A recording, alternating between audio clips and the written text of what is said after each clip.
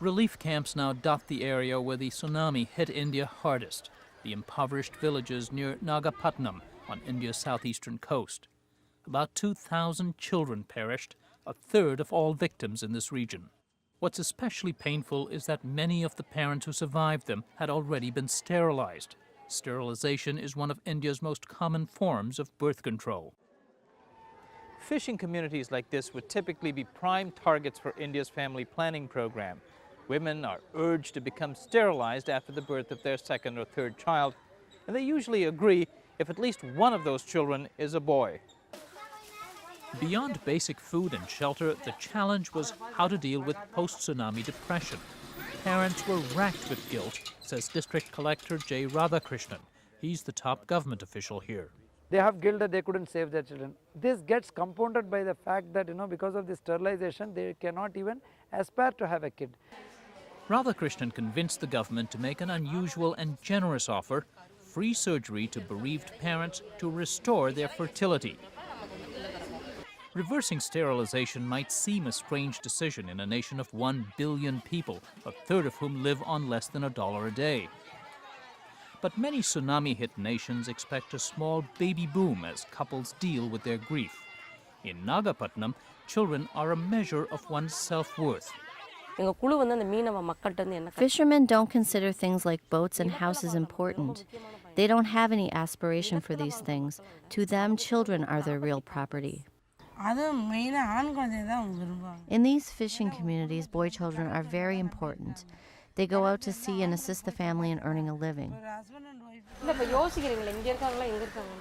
So public health nurses Ranjani Ramadas and Nirmala Palanisamy, who'd long coaxed women to become sterilized, began doing just the opposite. The surgery reconnects a woman's fallopian tubes, which have been severed to block the passage of her eggs to the uterus. The procedure, called recanalization, is major, intricate surgery with a success rate of 50% at best. Despite the risks and pain, dozens of bereaved mothers signed up. Geeta and husband Bhaskar lost their only 2 children in the tsunami. It is difficult. It's very painful to look at other children running around the camp because it makes you think of the ones that you have lost. Geeta underwent her sterilization reversal surgery last April. Her case in particular was watched closely by nurse Ranjani since Geeta had chosen sterilization even though she had no sons.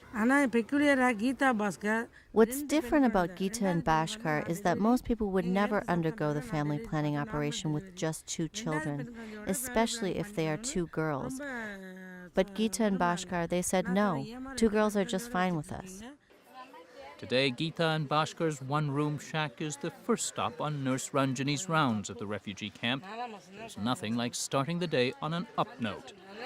As of January, Geeta was 5 months along in a healthy pregnancy. The child is fine. Your weight could be more. You need to eat well, be calm and happy, eat vegetables, eggs, and fish.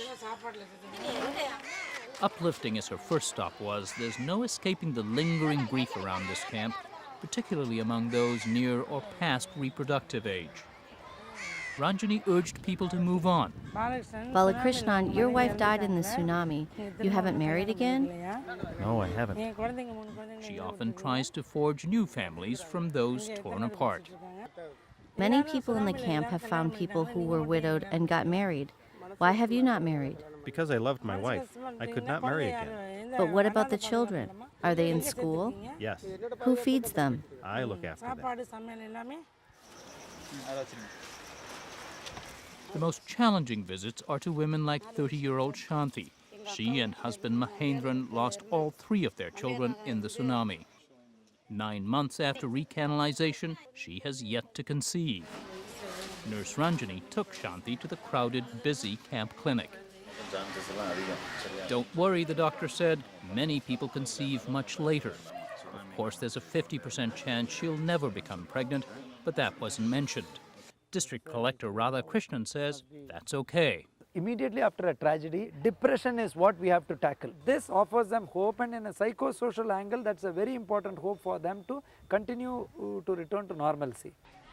As for those couples who, despite surgery, can't have children, he says it will take time for them to realize this. And that time itself could heal their pain, and perhaps they'll consider adopting some of the 128 Tsunami orphans. Adoption is not common here, though. There's strong cultural preference to have one's own. With older children, 1 or 2 years old, they'll always wonder about their real parents.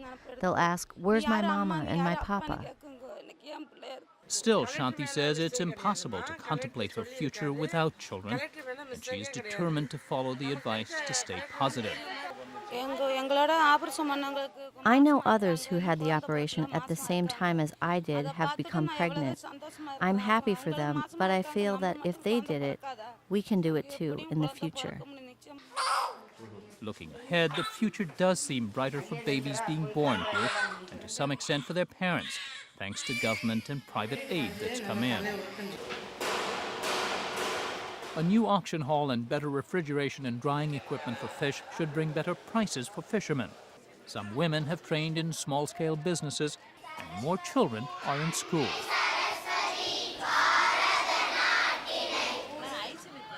Despite the hopes for a better life ahead, it all seems muted, even among those who feel lucky, like Geeta and Bhaskar. I was very happy when I learned that I'd conceived, but I'm still grieving for the children that I lost. One's name was Jodia, the other's name was Sosia. These photos were in my sister's house. It was a group photo, which we had redone with our girls. They help keep their memory alive. They'll be in our memory until we die. They never had a preference, never minded having girls, but having lost them, Geeta and Bhaskar say, they really hope the new baby is a girl, a child who, either way they insist, will get an education.